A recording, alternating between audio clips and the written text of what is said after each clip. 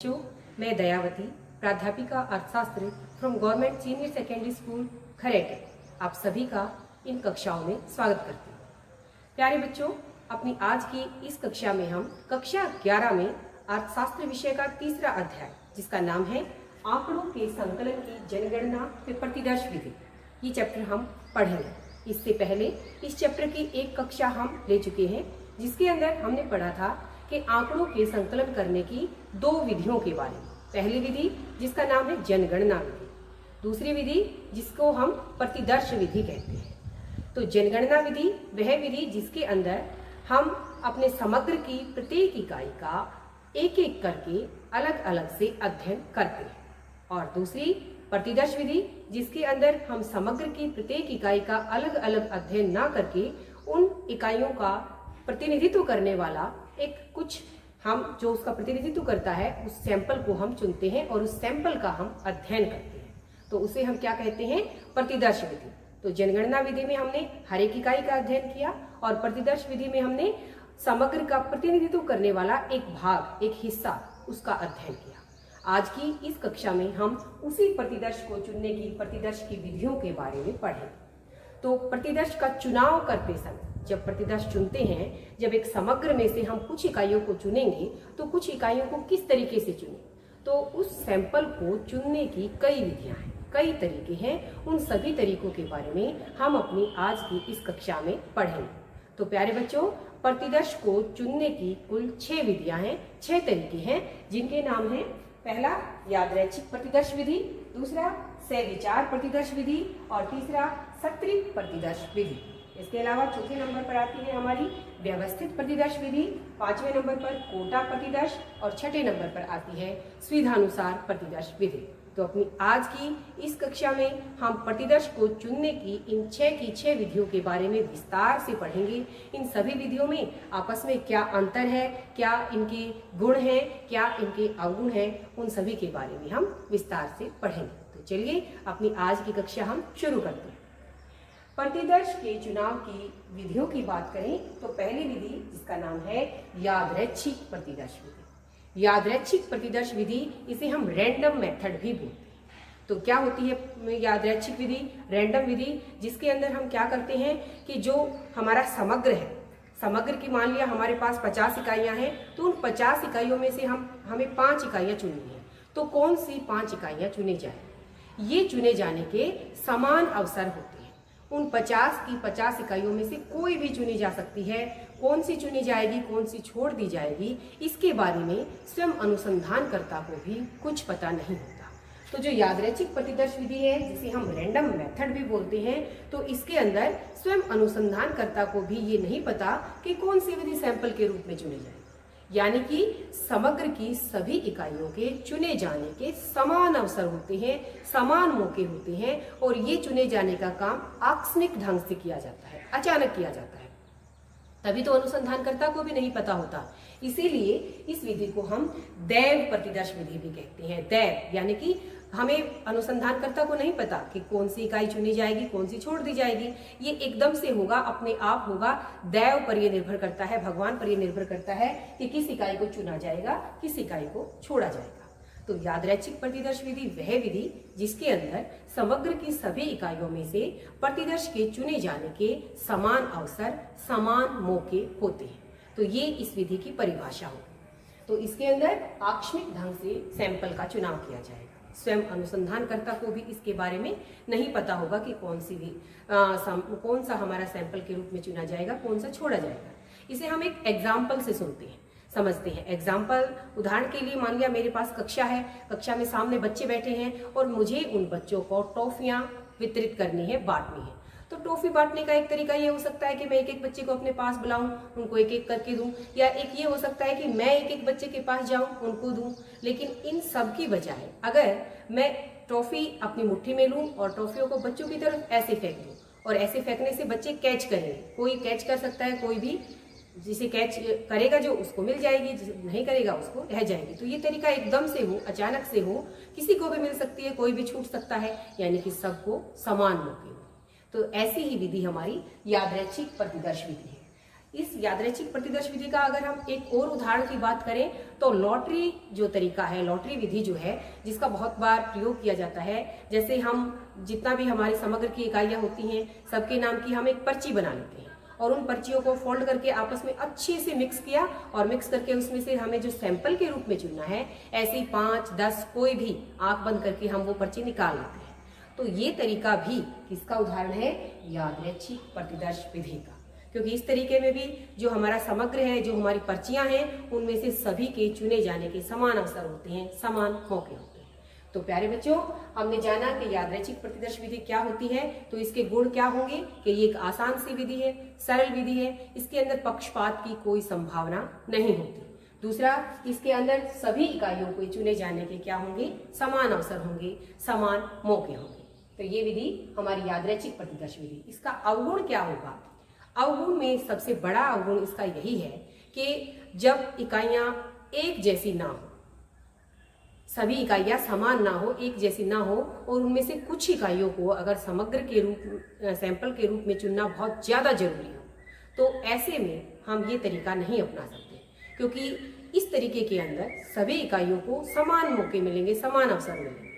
जिस इकाई को सैंपल में चुने जाने का बहुत ज्यादा जरूरी है, वो इकाई छूट भी सकती है और वो इकाई आ भी सकती है। तो जब ऐसा हो कि किसी एक इकाई का चुना जाना बहुत ज्यादा महत्वपूर्ण है, बहुत ज्यादा जरूरी है, तो ऐसे में हम यादृच्छिक प्रतिदर्श विधि का, रैंडम मेथड का प्रयोग नहीं कर सकते। क्योंकि यहाँ कोई संभावना नहीं कि वो जरूर सैंपल के रूप में चुनी जाएगी। यहाँ पर सभी समग्र की इकाइयों को प्रतिदर्श के रूप में चुने जाने के समान अवसर, समान मौके मिलेंगे। तो ये हमारी सैंपल के चुनने की पहली विधि। अब बात करते हैं हम दूसरी विधि की, जिसका नाम है सहविचार प्रतिदर्श विधि। सहविचार, तो ये क्या विधि है, क्या इस विधि की परिभाषा है? ये हम इस शब्द से ही हम इसकी परिभाषा, सहविचार यानी कि जो अनुसंधान करता है वो स्वयं अपने विचार से ये देखेगा कि जो उसका समग्र है, उस समग्र में उसके विचार से कौन सी ऐसी इकाइयां हैं जिसे सैंपल के रूप में चुना जाना चाहिए और कौन सी ऐसी इकाइयां हैं जिसे छोड़ देना चाहिए। तो वो तरीका, वो विधि जिसके अंदर अनुसंधानकर्ता अपने विचार से सैंपल को चुनता है, वो क्या कहलाएगा? सहविचार प्रतिदर्श विधि कहलाएगा। तो ये तरीका बहुत ही आसान विधि है हमारी। अनुसंधानकर्ता अपने हिसाब से देखेगा। अगर हम इसके गुण और अवगुण की बात करें तो प्यारे बच्चों, इसका गुण, सबसे बड़ा गुण इसका ये है कि जो हमने यादृच्छिक विधि में अवगुण पढ़ा था कि जब कोई इकाई बहुत ज्यादा महत्वपूर्ण हो, उसे सैंपल के रूप में चुना जाना बहुत ज्यादा जरूरी हो, ऐसे में हमें इस तरीके का प्रयोग करना चाहिए, सहविचार प्रतिदर्श विधि का प्रयोग करना चाहिए। क्योंकि अनुसंधानकर्ता अपने विचार से उस इकाई को सैंपल में जरूर शामिल करेगा जो बहुत महत्वपूर्ण है। हम उदाहरण लेते हैं। उदाहरण के लिए हम बात करें कि भारत देश के अंदर लोहा इस्पात उद्योग का सर्वे किया जाए। जो लोहा और इस्पात उद्योग है भारत का, अगर उसकी जो उद्योग के अंदर जितने भी फर्में हैं, हम उन सबका सर्वे करें और उस सर्वे के अंदर Tata iron and steel company को छोड़ दिया जाए, तो वो सर्वे क्या सर्वे होगा? कोई सर्वे नहीं होगा। क्योंकि टाटा आयरन एंड स्टील लोहा इस्पात उद्योग में सबसे ऊपर, सर्वोपरि है, और उसी को शामिल ना किया जाए, तो जब ऐसा तरीका, ऐसा कोई महत्वपूर्ण इकाई हो जिसे सैंपल में चुना जाना बहुत ज्यादा जरूरी है, तो वहां पर हम सहविचार प्रतिदर्श विधि का प्रयोग करें। तो इस विधि के अगर हम गुणों की बात करें, अवगुणों की बात करें, तो गुण इसका यही होगा कि जब कोई इकाई बहुत ज्यादा महत्वपूर्ण है, बहुत ज्यादा जरूरी है सैंपल में चुनी जानी, तो हम इस विधि का प्रयोग बड़े अच्छे से कर सकते हैं। दूसरा, ये विधि भी बहुत सरल विधि है, बहुत आसान विधि है। अगर हाँ, इसकी अवगुणों की अगर हम बात करें तो ये अवगुण हो सकता है कि इसके अंदर पक्षपात हो सकता है। क्योंकि अनुसंधानकर्ता अपने विचार से करेगा, अपने विचार से अगर वो पक्षपात करेगा तो फिर पक्षपात से जो हमारे रिजल्ट्स निकलेंगे, जो हमारे परिणाम निकलेंगे, वो विश्वसनीय नहीं होंगे, वो शुद्ध नहीं होंगे। तो दूसरा तरीका हमारा सहविचार प्रतिदर्श विधि, वो तरीका, वो विधि जिसमें अनुसंधानकर्ता अपने विचार से समग्र में से सैंपल का चुनाव करता है। इसके बाद आती है हमारी तीसरी विधि, जिसका नाम है सत्रित प्रतिदर्श विधि। सत्रित यानी कि इसके अंदर हम जो हमारा समग्र है उसको अलग अलग सत्रों में बांटेंगे। प्यारे बच्चों, इस विधि का एक और नाम भी है, वो नाम है मिश्रित प्रतिदर्श विधि। सत्रित और मिश्रित, अगर हम इस विधि की परिभाषा की बात करें तो हम इसकी परिभाषा को भी यहीं से समझ सकते हैं। सत्रित यानी कि जिस विधि के अंदर हम अपने समग्र को अलग अलग सत्रों में बांटेंगे, और मिश्रित यानी कि इस विधि के अंदर मिश्रित है ये, यानी कि दो का मिश्रण है। तो ये जो विधि है, इस विधि में दो विधियों का, जो पहले हमने दो विधियां पढ़ी, यादृच्छिक प्रतिदर्श विधि और सहविचार प्रतिदर्श विधि, इन दोनों का मिला जुला रूप हमें यहाँ पर देखने को मिलेगा। सत्रित प्रतिदर्श विधि में हमें देखने को मिलेगा। तो क्या है सत्रित प्रतिदर्श विधि, हम इसे समझते हैं। समझने के लिए हम एक उदाहरण लेते हैं।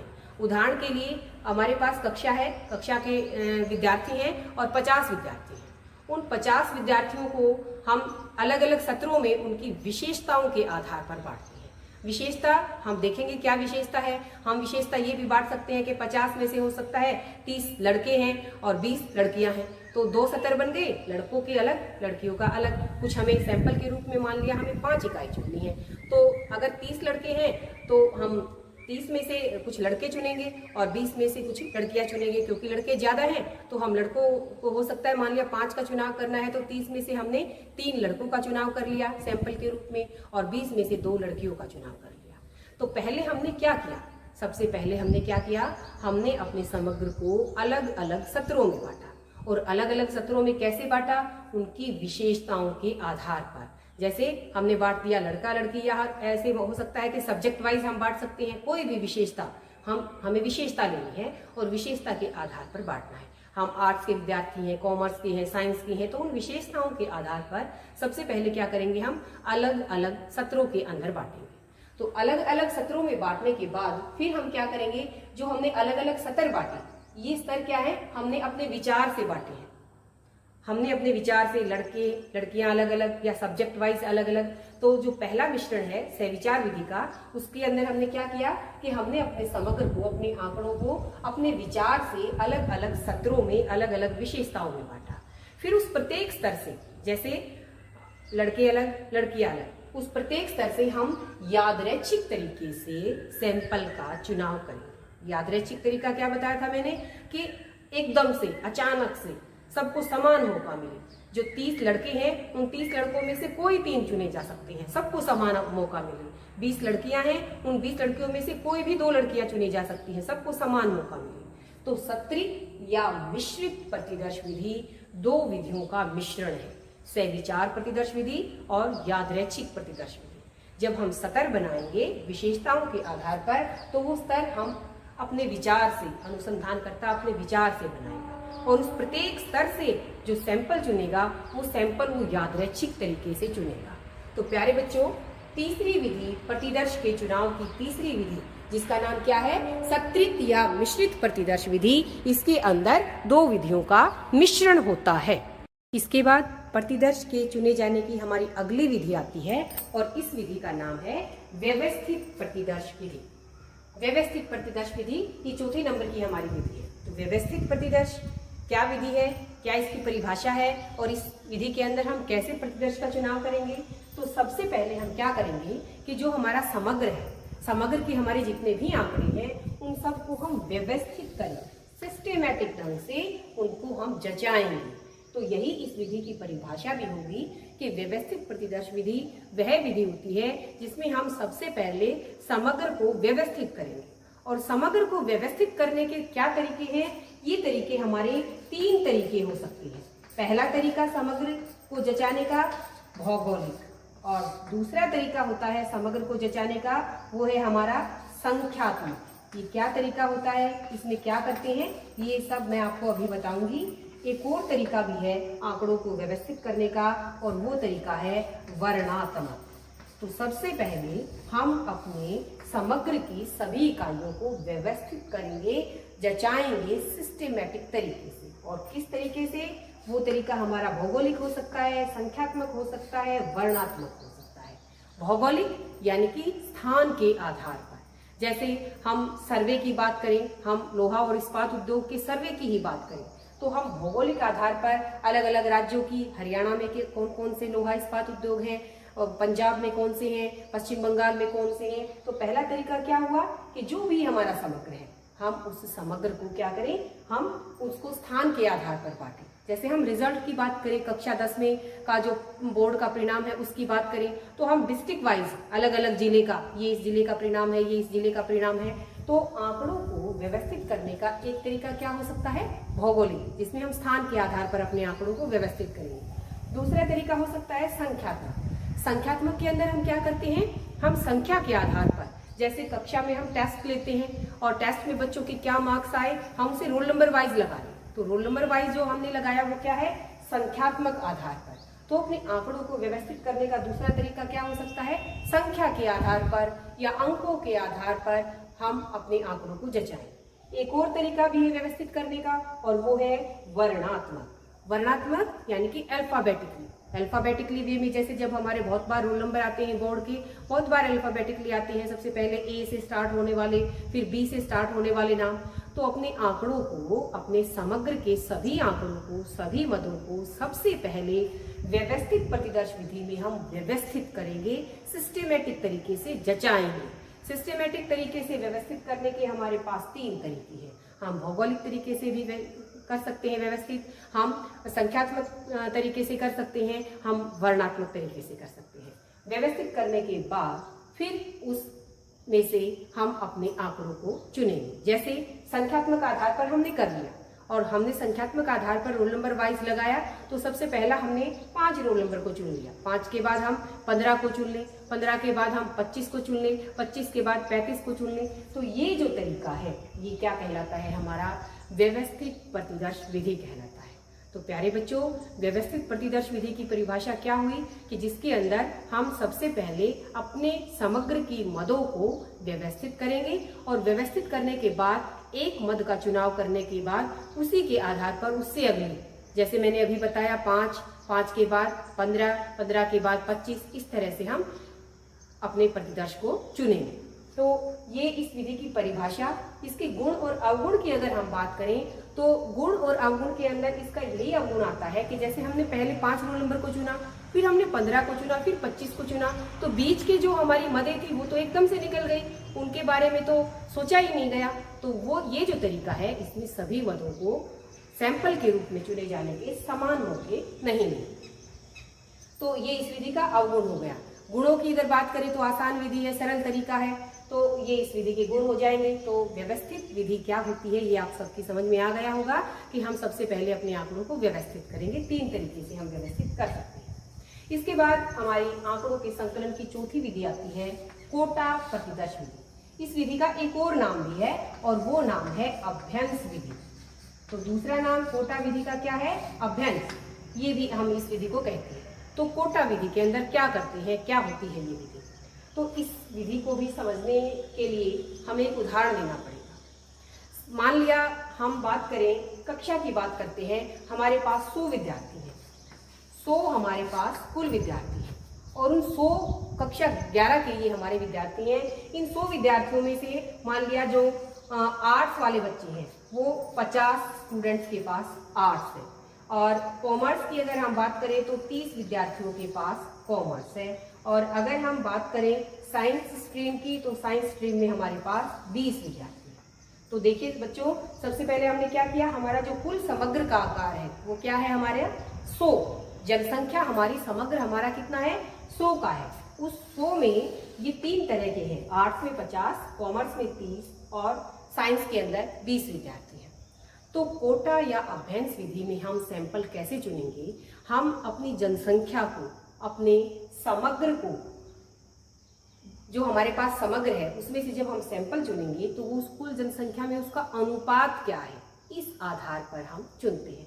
जैसे हमें सैंपल के रूप में 10 इकाइयाँ चुननी है, हमारे जो समग्र है उसका आकार कितना है, 100 में से हमारी जनसंख्या का आकार, समग्र का आकार 100, और 100 में से हमें सैंपल के रूप में 10 का चुनाव करना है। तो जब हम 10 इकाइयाँ सैंपल की चुनेंगे तो वो इस जो हमारी जनसंख्या है, इस कुल के अंदर जो इनका हमारे हिस्सेदारी है उसी अनुपात में हम उसको चुनेंगे।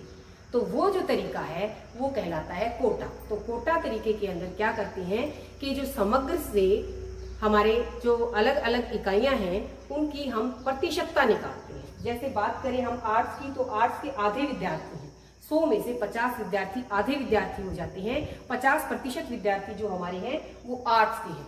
तो जो सैंपल का जब हम चुनाव करेंगे तो सैंपल का चुनाव करने में भी 10 में से आधे विद्यार्थी यानी कि 5 विद्यार्थी हमारे कहाँ से होने चाहिए, आर्ट्स से होने चाहिए। तो यही कोटा विधि है बच्चों, जिसके अंदर जो हमारा समग्र है, जो हमारी जनसंख्या है, उसमें जो हमारा सैंपल की प्रतिशतता उतनी ही होनी चाहिए जितनी यहाँ पर है। सैंपल में भी वही प्रतिशतता होनी चाहिए। तो अगर हमारे 50 विद्यार्थी आर्ट्स में हैं तो सैंपल में भी इसमें से हम 5 विद्यार्थी चुने। तो सैंपल के रूप में अगर आप 50 में से 5 चुने आर्ट्स में से और 30 यानी कि 30%, 100 में से 30 तो 30% हो गया हमारा। तो जनसंख्या से कॉमर्स का अनुपात कितना है, प्रतिशतता अनुपात कितना है, 30 का। तो सैंपल में भी 30% यानी कि सैंपल के रूप में भी हम यहाँ से कितने चुने, 3 विद्यार्थियों को चुने। और ऐसे ही जो साइंस के विद्यार्थी हैं 20, 100 में से 20 यानी कि 20% हैं, तो सैंपल में भी 20% ही होनी चाहिए। तो यहाँ पर हम मान लिया 20 में से 2 विद्यार्थियों का चुनाव करें, तो 5 और 3 8 और 2 10 यानी कि जो हमने सैंपल 10 का चुनाव किया वो उसी प्रतिशत मात्रा के आधार पर होना चाहिए जो उनका जनसंख्या का हिस्सेदारी यहाँ पर है। तो आर्ट्स के 50 थे, आधे थे, तो सैंपल में भी ये आधे हैं। कॉमर्स के 30% थे, तो सैंपल में भी 30% ही है। हमारे साइंस के विद्यार्थी 20% थे, समग्र के जनसंख्या से इनका प्रतिशतता 20% था, तो सैंपल में भी इसकी प्रतिशतता 20% ही होनी चाहिए। तो ये जो तरीका है ये कोटा प्रतिदर्श, कोटा कितना है जनसंख्या में, कुल कितना कोटा है, तो इसका 50% कोटा था तो सैंपल में भी 50%, कॉमर्स में 30% था तो सैंपल में भी 30%। तो ये तरीका क्या कहलाता है, कोटा प्रतिदर्श तरीका कहलाता है। अगर हम बात करें इस विधि के कोटा प्रतिदर्श की अभ्यंश की गुण और अवगुण की, तो इसका सबसे बड़ा गुण ये है कि जो समग्र के अंदर प्रतिशतता थी सैंपल में भी वही प्रतिशतता होगी। तो प्यारे बच्चों, हम कह सकते हैं कि जब कोटा तरीके से सैंपल का चुनाव किया जाता है तो ये हमारे समग्र का बहुत अच्छा प्रतिनिधित्व करता है। जो ज़्यादा है, आर्ट्स के ज़्यादा थे तो सैंपल में भी उनका ज़्यादा चुनाव किया गया। हमारे साइंस के विद्यार्थी की समग्र में कम थी प्रतिशतता, तो सैंपल में भी उनकी प्रतिशतता कम ही होगी। तो इसका गुण क्या हुआ, कोटा प्रतिदर्श विधि का सबसे अच्छा गुण यही हुआ कि सैंपल में उचित प्रतिनिधित्व होता है इस तरीके से। अगर हम अवगुणों की बात करें तो अवगुणों में हम यही कहेंगे कि इसके अंदर हमें कैलकुलेशन करनी पड़ेगी, गणना करनी पड़ेगी और अनुसंधानकर्ता को ये काम अच्छे से आना चाहिए, तभी वो ये काम कर पाएगा। तो कोटा प्रतिदर्श विधि, अभ्यंश विधि के बारे में हमने जाना।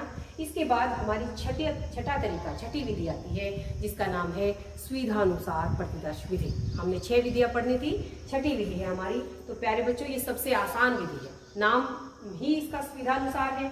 तो सुविधानुसार प्रतिदर्श विधि वो विधि है जिसमें अनुसंधानकर्ता अपनी सुविधा के अनुसार, जो 6 की ये इतनी विधियां हैं, इनमें से उसे क्या सुविधापूर्ण लगता है, जो भी उसको आसान सा तरीका लगे सैंपल का चुनाव करने का, उसी तरीके से वो अगर अपने सैंपल को चुन लेता है तो वो तरीका क्या बन जाएगा, हमारा सुविधानुसार प्रतिदर्श विधि बन जाएगा। तो हमने 6 विधियां पढ़ी प्रतिदर्श के चुनाव की, प्रतिदर्श की 6 की 6 विधियों का हमने गुण अवगुण पढ़ा। सुविधानुसार विधि बहुत आसान विधि है, सरल विधि है, यही इसके गुण आएंगे। तो 6 की 6 विधियों के बारे में हमने जाना। इसके बाद आता है कि जो प्रतिदर्श है, जो सैंपल है, इसकी विश्वसनीयता। ये एक और प्रश्न हमारा बनता है कि सैंपल की विश्वसनीयता किन किन बातों पर निर्भर करती है, किन किन तत्वों पर निर्भर करती है। वैसे हमने अभी सैंपल के चुनाव की 6 विधियों के बारे में पढ़ा। अब अगर हम बात करें कि सैंपल का जो प्रतिदर्श है उसकी विश्वसनीयता किन बातों पर निर्भर करती है, तो प्यारे बच्चों, इस प्रश्न में सबसे पहले हम कहेंगे कि प्रतिदर्श की विश्वसनीयता सबसे पहले प्रतिदर्श के आकार पर निर्भर करती है। जो हमने सैंपल चुना उस सैंपल का आकार कितना है, साइज कितना है। अगर हमारा समग्र बहुत बड़ा है, लाखों में है और हजारों में है, और हम उसमें से बहुत कम चुने, जैसे मान लिया हमारे पास 10,000 बच्चे हैं और उनमें से हम 10 का चुनाव करते हैं तो बहुत छोटा हो जाएगा। तो सैंपल का आकार, सैंपल का साइज हमारे समग्र के अनुसार होना चाहिए। समग्र बहुत बड़ा है तो उसी के आधार पर हमारा साइज बनेगा। तो हम 10,000 में से अगर 1000 लें तो वो उचित प्रतिनिधित्व करेगा 10 की बजाय। तो सबसे पहली प्रतिदर्श की विश्वसनीयता किस पर निर्भर करती है, सैंपल के आकार पर निर्भर करती है। दूसरी बात, अगर हम सैंपल की विश्वसनीयता की बात करें तो वो चीज है कि प्रतिदर्श को चुनने की हमारी विधियां जो हमने अभी पढ़ी हमारे सैंपल के चुनाव की हमने कौन सी विधि का प्रयोग किया। अगर हमारी विधि ऐसी है जो अच्छे से उचित प्रतिनिधित्व कर रही है तो उस विधि के ऊपर भी बहुत कुछ निर्भर करता है कि हमारे सैंपल कितना विश्वसनीय होगा, कितना सही होगा, कितना शुद्ध होगा, और उसी के आधार पर फिर हमारे परिणाम निकलेंगे। तो दूसरा महत्वपूर्ण क्या है कि सैंपल के प्रतिदर्श के चुनने की विधि कौन सी है। तीसरी अगर हम बात करें सैंपल की विश्वसनीयता किस पर निर्भर करती है, तो वो निर्भर करती है गणकों पर। जो गणक हैं, सूचक हैं, जो सूचनाओं को इकट्ठा करते हैं, जो अनुसंधानकर्ता स्वयं है या उसने अपने नीचे और गणक लगा रखे हैं, तो उनको उसने प्रशिक्षित किया है या नहीं, उनको उसने ट्रेनिंग दी है या नहीं, और वो कितने पक्षपातपूर्ण है या पक्षपात रहित है। तो गणक हमारे प्रशिक्षित हैं या नहीं, और गणकों की भावना कैसी है, पक्षपात रहित है या पक्षपातपूर्ण है। ये सारी बातें निर्भर करती हैं किसको बनाते हैं महत्वपूर्ण, प्रतिदर्श की विश्वसनीयता। तो प्रतिदर्श की विश्वसनीयता हमारे जो सैंपल है उसके आकार पर, हमारे सैंपल के चुनाव की विधि पर, जो हमारे गणक हैं उनकी ट्रेनिंग, उनके प्रशिक्षण पर, और गणकों के व्यवहार पर, उनका व्यवहार पक्षपातपूर्ण है या पक्षपात रहित है, इसके ऊपर निर्भर करता है। तो प्यारे बच्चों, हमने अपनी आज की इस कक्षा में पढ़ा कि ये हमारी जो विधियां हैं, इन सभी विधियों के बारे में हमने जाना अच्छे से। अब हमने जो अब तक पढ़ा है उसके लिए हम कुछ MCQs का अध्ययन करते हैं और जानते हैं कि हमें कितना समझ में आया, कितना हमने पढ़ा। तो प्यारे बच्चों, मैंने यहाँ पर 2 MCQ लिए हैं और यहाँ से हम चेक करते हैं, देखते हैं कि हमने जो पढ़ा वो हमारा कितनी समझ में आया। सबसे पहला प्रश्न हमारा है कि प्रतिदर्श विधि का मुख्य गुण क्या है। हमारे पास 4 ऑप्शन है और हमें इसमें से देखना है कि जो हमने अभी पढ़ा प्रतिदर्श विधि सैंपलिंग मेथड, जिसमें हम समग्र का प्रतिनिधित्व करने वाली कुछ इकाइयों का अध्ययन करते हैं, तो इस प्रतिदर्श विधि का मुख्य गुण क्या है। तो सबसे पहला ऑप्शन है हमारे पास समय की बचत। इस विधि का प्रयोग करने से समय की बचत होती है या नहीं होती है। दूसरा चीज है विशिष्ट ज्ञान की आवश्यकता। सैंपल जो मेथड है, प्रतिदर्श जो विधि है, इस विधि का प्रयोग करने से हमें किसी विशेष ज्ञान की प्राप्ति होती है। और तीसरा अशुद्ध निष्कर्ष हमारे अशुद्ध निकलते हैं। बी नंबर पर आता है दोनों, जो बी विशिष्ट ज्ञान ये और अशुद्ध निष्कर्ष ये दोनों। तो इनमें से कौन सा ऑप्शन हमारे प्रश्न का सही उत्तर होगा। प्रतिदर्श विधि का मुख्य गुण। तो प्यारे बच्चों, क्वेश्चन को पढ़ते ही हमारी समझ में आ जाएगा कि सैंपलिंग मेथड में हम सभी इकाइयों का अध्ययन तो करते नहीं, उनका प्रतिनिधित्व करने वाली कुछ इकाइयों का अध्ययन करेंगे। तो उससे क्या होगा, उससे समय की बचत होगी। जब हम हर एक इकाई का अलग अलग अध्ययन करेंगे तो उसमें हमारा बहुत ज़्यादा समय लगेगा, बहुत ज़्यादा हमारी मेहनत लगेगी, और ये जो हमारी सैंपलिंग या प्रतिदर्श जो विधि है, इसमें इन सभी की बचत होती है, कम लगता है समय, कम मेहनत लगती है। तो हमारा सही ऑप्शन, सही उत्तर क्या होगा, ए, समय की बचत है। इसके बाद दूसरा प्रश्न है हमारा निदर्शन के आवश्यक तत्व। तो ये हमने अभी पढ़ा था। निदर्शन, हम सैंपल को ही निदर्शन बोलते हैं, प्रतिदर्श को ही निदर्शन भी कहा जाता है। तो निदर्शन यानी कि प्रतिदर्श जो हमारा है, जो सैंपल हमने चुना है, बहुत सारी इकाइयों में से कुछ इकाइयां जो हमने चुनी है, उसका आवश्यक तत्व क्या है। तो अभी हमने पढ़ा था थोड़ी देर पहले ही कि आवश्यक तत्व कौन कौन से होते हैं। तो सबसे पहला आवश्यक तत्व प्रतिनिधित्व, बी नंबर पर है स्वतंत्रता, सी नंबर पर ए और बी दोनों, और डी कोई नहीं। तो ए क्या है, प्रतिनिधित्व का अर्थ क्या है, यानी कि जो हमने सैंपल चुना, जो हमने 100 में से 10 विद्यार्थी चुने, तो वो विद्यार्थी ऐसे हों जो सबका प्रतिनिधित्व कर रहे हो, यानी कि सबके जैसे हों, सबका अच्छे से प्रतिनिधित्व कर रहे हैं। ये प्रतिनिधित्व का अर्थ है, जो सबको रिप्रेजेंट कर रहे हैं। दूसरा बी यानी कि स्वतंत्रता। स्वतंत्रता के अंदर मैंने आपको बताया था पहले कि स्वतंत्रता क्या होती है, यानी कि एक इकाई का हमने चुन लिया और जो दूसरी इकाई है वो आपस में ऐसे जुड़ी हुई ना हो कि अगर हम 2 में से 1 को चुन लें और 1 रह जाए तो उस जो हमने चुनी उसके ऊपर उसका प्रभाव पड़े। वो दोनों एक साथ है तो अच्छा जो प्रदर्शन होता है, एक साथ नहीं है। यानी कि अगर कुछ इकाइयाँ ऐसी हैं जो एक दूसरे से जुड़ी हुई हैं, जिनको हम साथ ही लेंगे, छोड़ेंगे तो दोनों को छोड़ेंगे, तो ऐसी इकाइयाँ स्वतंत्र इकाइयाँ नहीं हैं। स्वतंत्र इकाइयाँ वो होती हैं कि किसी को भी चुन लिया, किसी को भी छोड़ दिया, इससे उनके ऊपर कोई प्रभाव ना पड़े। तो प्रश्न हमारा क्या है कि निदर्शन के आवश्यक तत्व कौन कौन से हैं। तो सी जो ऑप्शन है जिसके अंदर लिखा हुआ है कि दोनों, ए और बी दोनों, तो प्रतिनिधित्व भी करना चाहिए हमारा सैंपल और हमारा सैंपल स्वतंत्र भी होना चाहिए। तो हमारा जो सही उत्तर है वो हमारा सी ही होगा, क्योंकि प्रतिनिधित्व और स्वतंत्रता दोनों इसके अंदर आ जाती है। तो हमारा सही उत्तर कौन सा होगा? सी, दोनों, ए और बी दोनों। तो बच्चों, हमने इस तरह से जाना कि आंकड़ों के प्रतिदर्श की जो विधियां हैं वो कौन कौन सी थी। उनके आधार पर हमने कुछ एमसीक्यूज भी करे, जिससे हमने समझ में आया कि भाई किस तरह से हमें प्रश्नों के उत्तर देने हैं। तो आज के लिए इतना ही।